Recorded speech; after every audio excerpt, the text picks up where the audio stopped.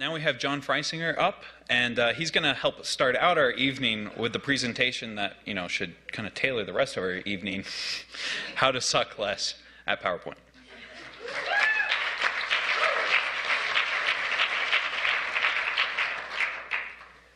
I begin with the theory that we, as a society, don't want to suck at PowerPoint.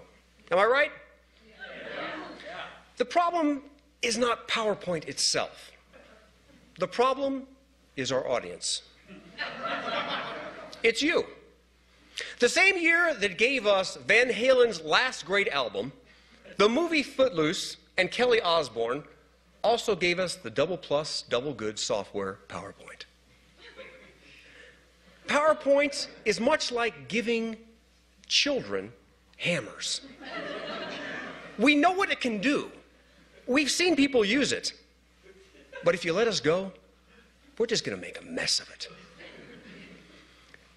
And for all you smug Mac users, you Keynote users,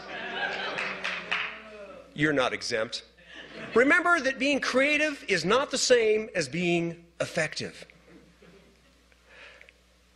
A presenter. The presentation is actually in the presenter, it's not on the screen. So if you're looking up there for some words of wisdom, you're not going to get them. The presenter is the presentation. We have a fine balance. Do we want to put all of our information up here and be descriptive? Or do we actually want to find a way in which we can provide some information the audience could actually use? That's the challenge of PowerPoint. Every presenter strives to be remarkable. But the only way to be remarkable is to be remembered and repeated. Let me repeat that. To be remembered and repeated. Because at the end, it's not about the presenter. It's about the eyes on the presenter. It's about you in the audience. It's not about what I want to say. It's what you take away with you. 4 basic structures in any great PowerPoint presentation, or any presentation that is benefited by PowerPoint. We have content, we have structure, we have the script, and we have the delivery. The last is the delivery. That's the PowerPoint.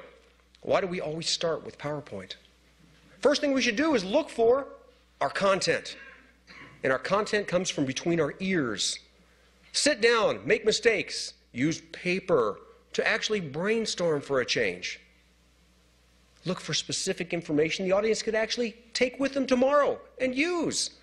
If all of your information is on your slides, what's the first thing your audience is going to do after your really bad presentation? Ask for your slides. They're just trying to rip you off. Second point of any great speech, any great presentation is the structure. This isn't time to be Kafka. We don't just blurt out information. There has to be a structure, or the audience won't get it.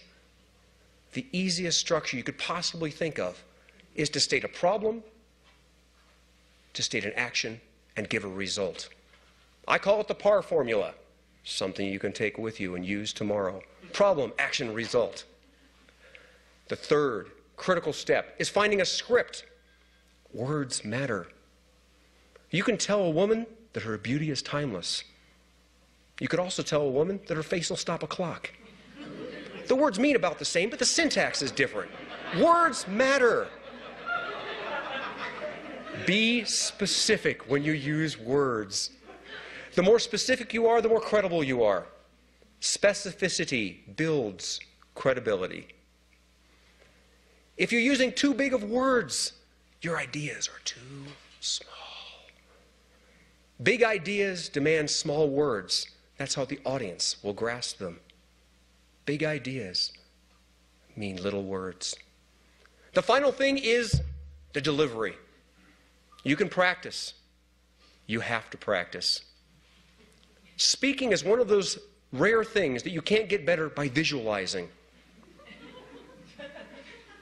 We all learned from Sesame Street that the best way to learn is to be entertained.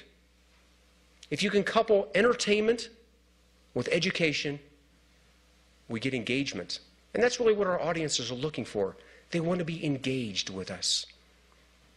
So in summation, practice, practice, practice. It's like making love to your spouse. You're not going to get any better by reading a book. You have to do it. And to find out even more information about PowerPoint, my shameless plug, please go out to johnfreisinger.com and download some of the articles and this PowerPoint presentation. Thank you.